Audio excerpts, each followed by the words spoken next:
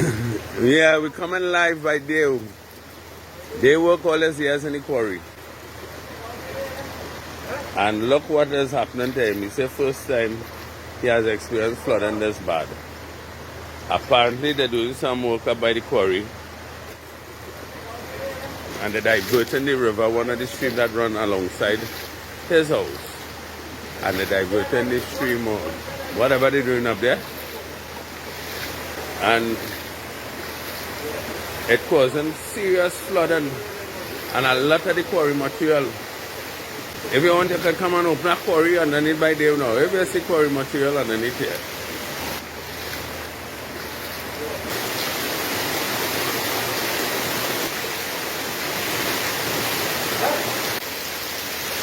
If you see material here.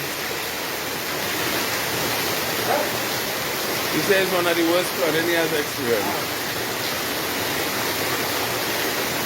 All this stuff started him. There.